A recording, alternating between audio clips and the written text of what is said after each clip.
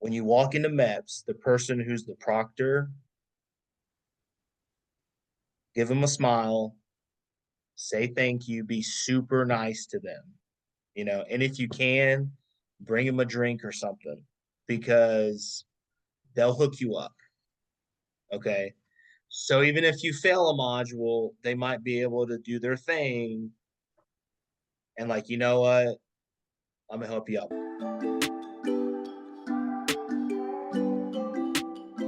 Welcome to the ASVAB Domination Podcast, where we help you crush the Armed Services Vocational Aptitude Battery, also known as the ASVAB, in order to achieve your dreams of serving in the United States Armed Forces. I'm your host, Mickey Gamonal, and I'm excited to share my years of experience and expertise in ASVAB preparation with you. In each episode, we'll dive deep into test material, strategies for success, and insights from military veterans and experts. Whether you're a high school student considering military service or a seasoned professional seeking to advance your career, this podcast is your ultimate guide to mastering the ASVAB and achieving your goals. Let's dominate the ASVAB together. Don't let the ASVAB exam hold you back from achieving your career goals. Sign up for GamonalTutors.com ASVAB prep courses today and take the first step towards a successful military career.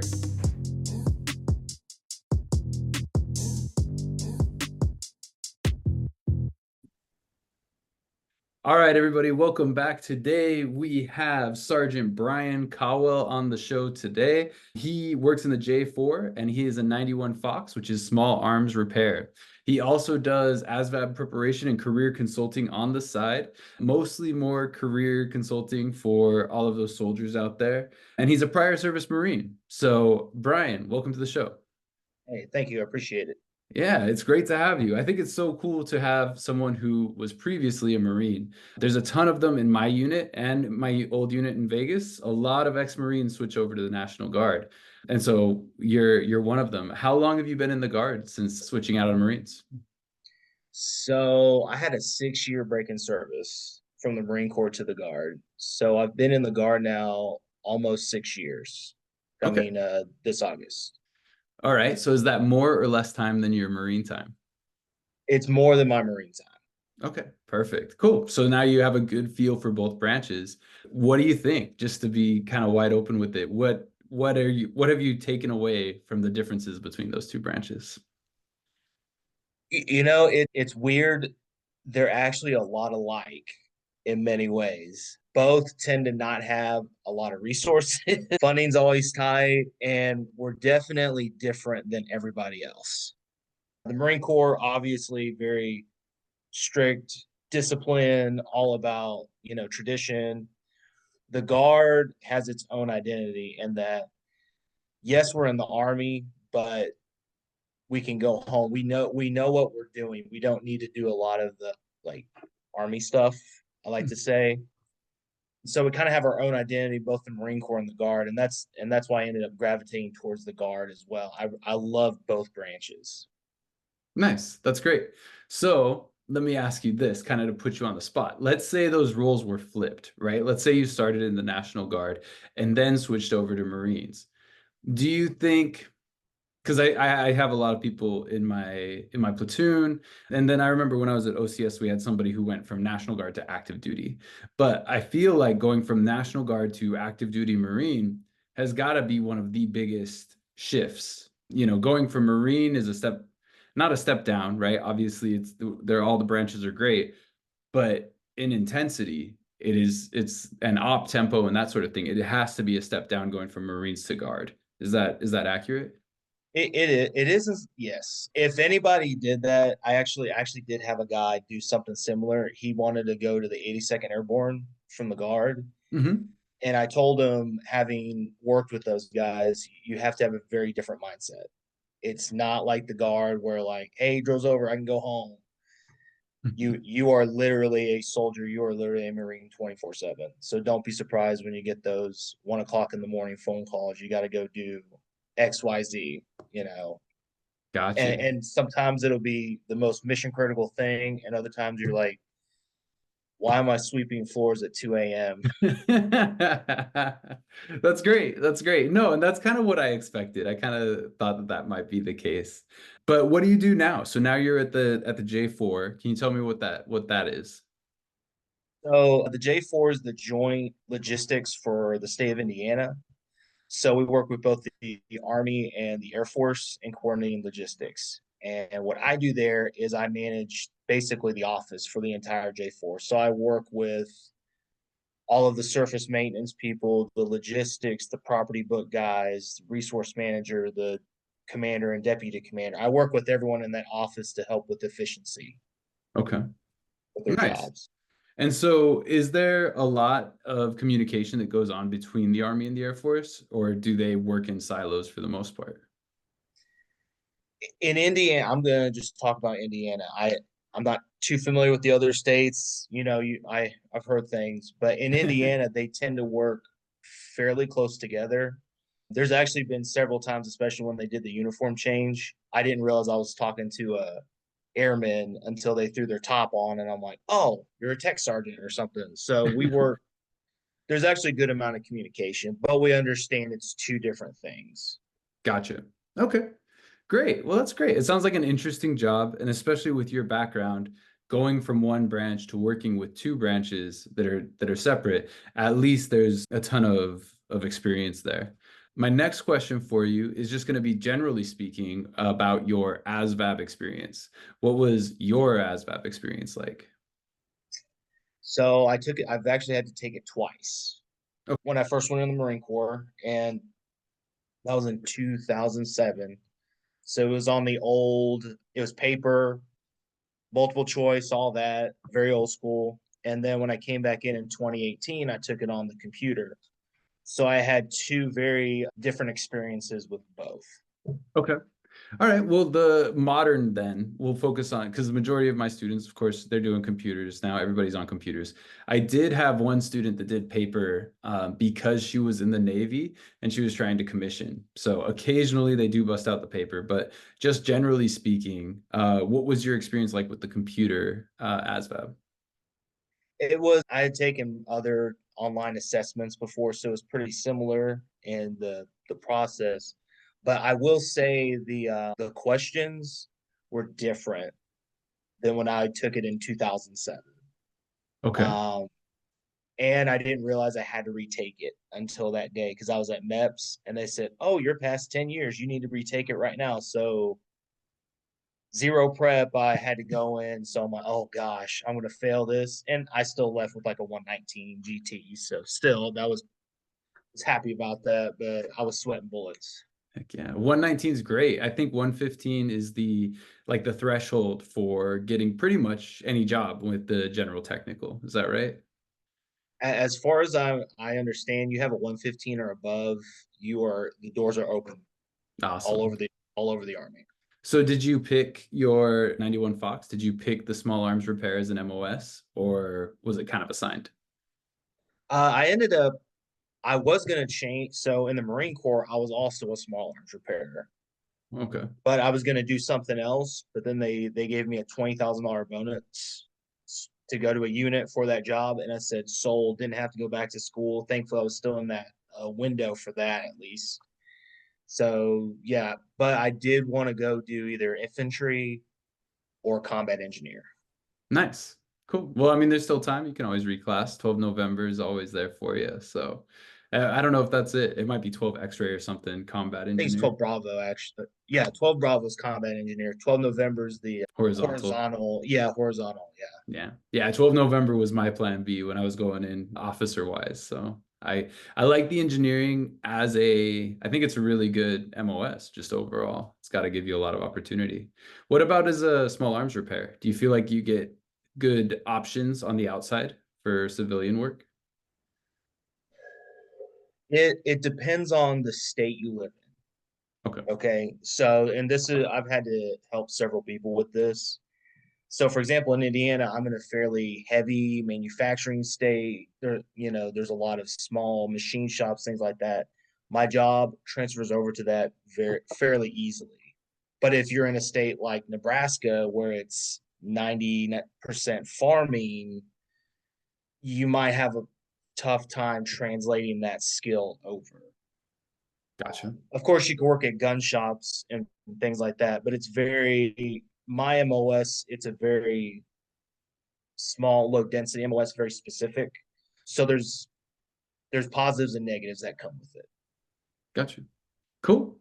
Very cool. No, I mean, I guess location is everything for just about everything. So that makes sense. Cool. What else can you tell us? I know that you do a little bit of ASVAB preparation on the side. So if there's somebody out there who's trying to do well on the ASVAB, is there like a process that you recommend, or is there something that you do with them? Yes. So typically, what I do with most of the people that come through me for ASVAB specifically, I put them through an assessment. So I will ask them about a dozen questions about everything from, hey, what's your test prep look like, to what do you eat before a test? So, and they'll kind of give me a weird look on my note, like, and I learned this through nutrition classes. What you eat before a test matters a whole lot on how you take it. And then I tell people, take the test over and over again until that anxiety goes away. I And love it that. may never go away, but if it lessens to the point where you're like, you just walk in and you're like, okay, I'm anxious, but it's fine, that's great. So I'll put them through, like, basically sticks lanes or combat drills, and we'll do, like, I'll have them sit down and try to answer 10 really easy math questions. 2 + 2 = 4, three times 5 is 15. But I'm like distracting them the whole time and like trying to make them really nervous. And they'll get a question wrong. And I'm like, how do you feel about that? Well, I should have gotten it right. And I'm like, but you aced the test. You got 90 out of 10 Hmm. or 9 out of 10. And they're like, oh, I'm like, that's what you got to think. Don't dwell on what you got wrong or think you got wrong. Right. And then the final thing I do is I just try to help motivate them and just help them realize that, like, it's not the end of the world if you don't pass the ASVAB. For sure. I've known many people to get waivers because they missed it by a couple points, and they are fantastic military guys. I have one, he's going warrant right now because he was a come back later, take the ASVAB, and now he's going to be a warrant officer. So it's not the end of the world. No, I love that. I love that perspective. I think a lot of students out there will fail and they're like used to failing tests, right? Because the ASVAB test is one of those ones where if you failed a lot in school, you may fail this one too, because it's going to test what you were studying in school. And so a lot of people they take that to heart, and that it raises the anxiety. It can be all sorts of problematic. And I think your solution of doing test questions until you not necessarily feel confident, but at least feel competent, right? You can go in and see, oh, I've seen this type of question before. I may not know exactly what to do, but it's not, complete gibberish. So I think that's a good strategy. Yeah, it's just those battle drills Yeah. over again until you're like you get it right. Yeah, of course. I mean, it's like the military, right? We're always doing rock drills and like acting out this flanking maneuver and that sort of thing. So I think that's a good crossover for sure. But what I want to focus on, what you mentioned earlier that I don't want to just gloss over, is what to eat for a test. So I have been tutoring for years. I've thought about what to eat when I have tests, but I have never considered like going more in depth than that. So can you tell us what should you be eating if you have a test day? So there's in my research over the last 3 years or so, there's three schools of thought. Okay. There is the healthy, super nutritious, scientific way, which is like you eat like a thing of blueberries or like a good breakfast the morning of, and you time your meal and you kind of like you're getting ready for like a body meal, like some sort of high performance event. Okay. The second one is eat what feels good to you. So even though it may be something unhealthy, like a bunch of fried chicken. If that makes you feel good right before that test and it gets you through that mentally, go ahead and eat it. And then the third school is my school of thought in that you got to find what works for you. So sometimes it might be the healthy, sometimes it might be that unhealthy thing, or a blend of both. In my experience, most of the people I've met, if they eat something that's generally healthy but still makes you feel good, so like something I like to recommend is oatmeal and blueberries with a little bit of honey. Nice. High carb, get your brain going, but it's not so filling or makes you sleepy, because I've seen guys fall asleep during the tests. It's funny to me. I don't laugh out loud, but Yeah, no, I mean it's a marathon. It's not a sprint, that's for sure. 9 subcategories. I think it's probably about 3 hours overall, before you're done. Cool. No, that's great. I love it. I think oatmeal is a good move. Oatmeal. I had oatmeal this morning, so I think that's a good one. Cool. Well, what else? Is there anything else that you think people should know if they're joining the military or if they're considering the different branches? yes. So for me personally, I wish I had done more research. In particular, so what I wanted to do was go be a commando. Okay, when I joined, I didn't do my research properly and ended up joining the Marines. Love the Marine Corps, but knowing what I know now, I would have gone into probably the Ranger Regiment or done something with the Air Force Special Operation. I would have gone a different route knowing what I know now. So the Nice. biggest thing I tell people is find a good mentor. Okay. Don't get with the disgruntled uncle or guy down the street. Don't talk to them. Talk to someone who actually cares about you and what you want, your dreams and aspirations. The second thing is don't be afraid of trying out something new. Like the Marine Corps, I went from zero PT, and I'm not kidding. Like I was a legitimate couch potato, and into it in a year, I was running a first class PFT and all that. But I was doing all these things I had no idea about. I didn't know how to do a pull up. I couldn't do a push up. I didn't even know how to properly run. Like my run looked like trash. It was funny to watch me run. Like, Yeah. but Technique's huge on a run. Technique's really big. Yeah. yeah, yeah. That if you don't, that's a good side note. If you don't know how to run, find out how to run. And I'm serious. So I had to go to the school's track and field and run and cross country coaches to teach me how to run, because I couldn't do it. I couldn't do it properly and efficiently. Mhm. So thankfully they did it for free, but I've known people to pay money to get that, and that's fine. It is worth the investment. You will save yourself injuries, a lot of heartache, and instead of trying to gut through it like I've seen a lot of people do, got through that run, and then they end up with a bunch of shin splints or MCL tears and stuff. But and then I'd say the last thing, to me, that's the most important, is stay grounded. The military is a great place. I loved it, but you can also get pulled into things that you didn't think you were going to get pulled into. So knowing how to stay grounded in yourself as a person and be like, no, I'm not going to go out with you guys because y'all are probably going to get a DUI tonight. Or, yeah, I get it. Y'all want to party, but I want to become an NCO. So I need to wake up early in the morning in PT. You know, to simply, if your sergeant or lieutenant says something that tells you to do something and you know that's not right, you need to be able to stand up for yourself. Now it's hard. It's not easy, but just stay grounded in who you are. So probably my biggest advice to people. Nice. I like that. I like that a lot. I think it's really hard to remember to do that, specifically after joining the military, because you think when you join an organization like that, that everybody's going to be doing the right thing all the time, because that's what you hear. And I think it's hard to remember that you might know better than someone who outranks you. So that's good insight for sure. Yeah, it is what it is, and it's nothing against that high ranking person ever. It's sometimes they're wrong, and thankfully I learned that earlier in my career than later, because I would have ended up in a very different place.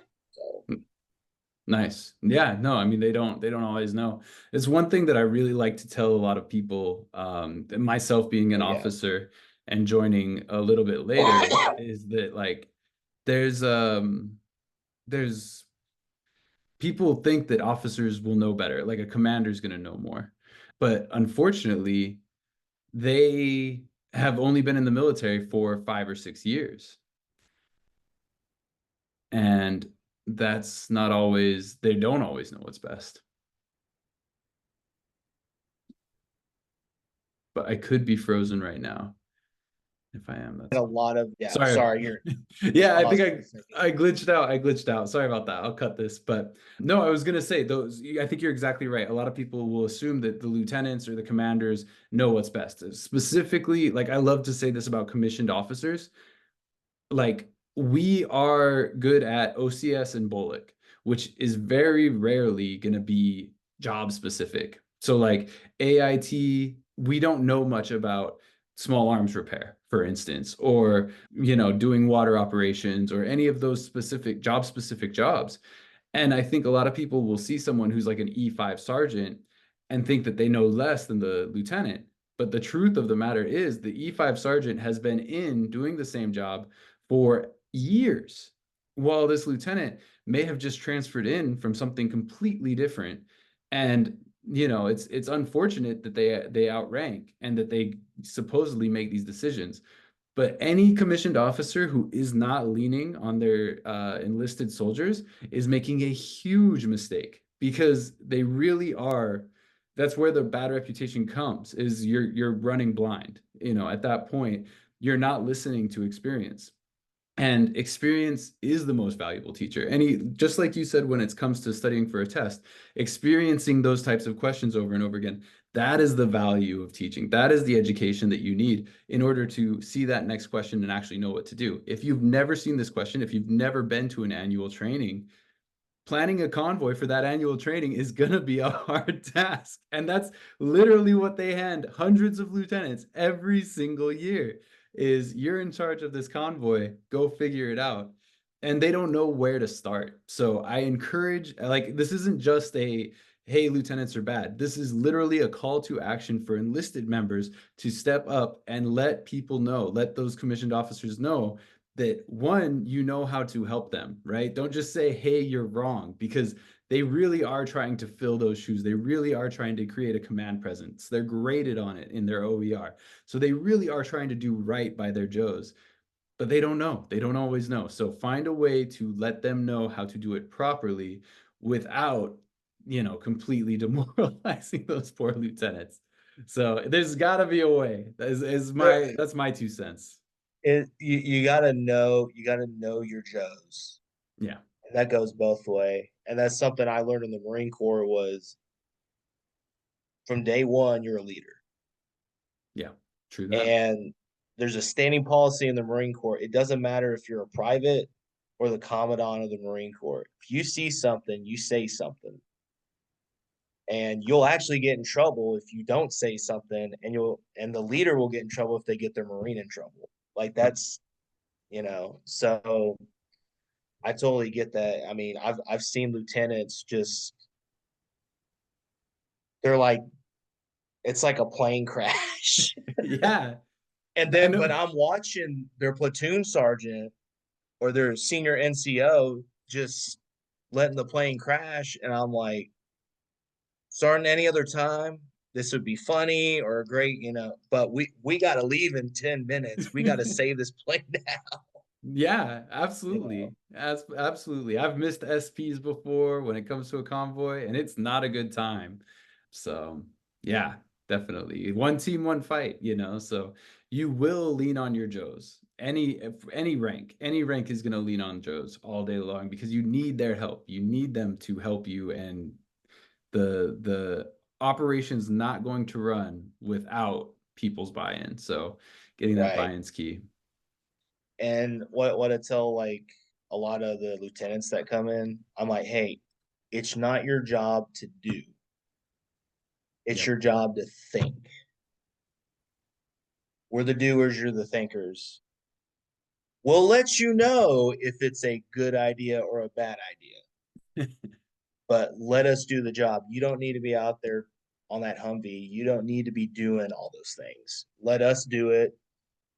You manage us, you lead us. Okay. Just give us the mission. We'll take care of it. Yeah.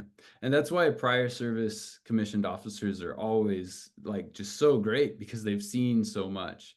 There's a lot to be said for it. I think one day I may reach a point where I think, oh, not prior service also has their strengths. But right now it just seems like prior service commissioned officers, they just have so much more experience. They've seen so much more. And even one extra year, when you're looking at that small of a time, when you're looking at 01 through 03, that's 0 to 6 years.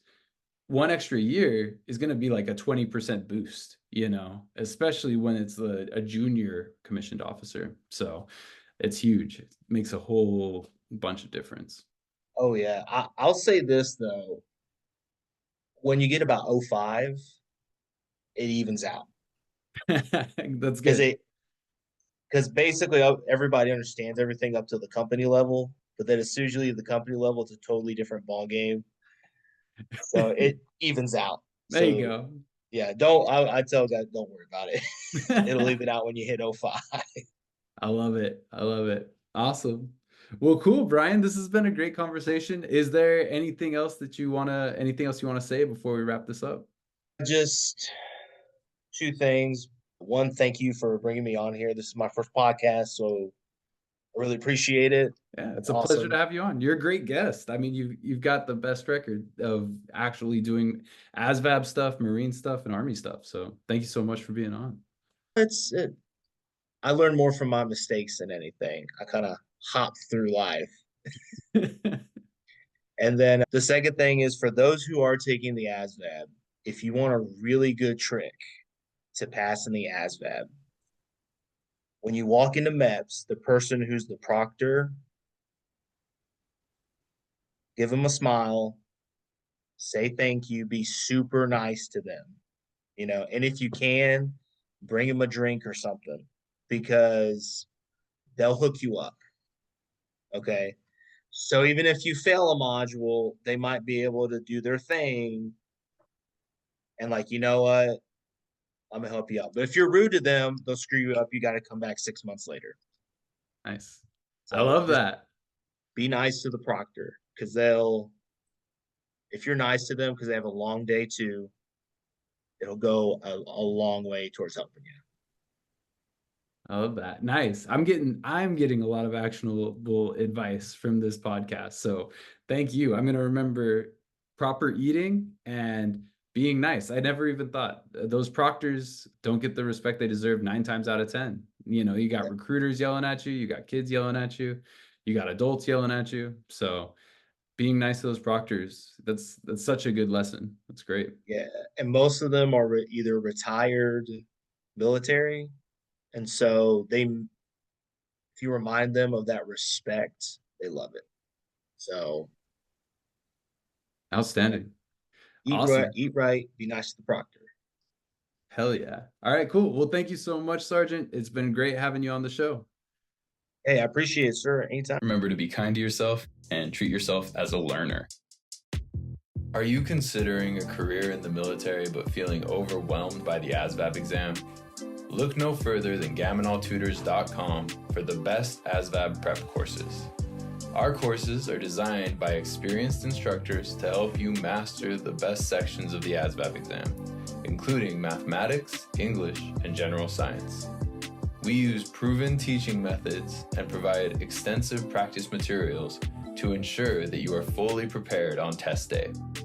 With GamonalTutors.com, you'll have access to comprehensive study guides, personalized tutoring sessions, and online practice exams. Our courses are available on demand, so you can learn at your own pace and on your own schedule.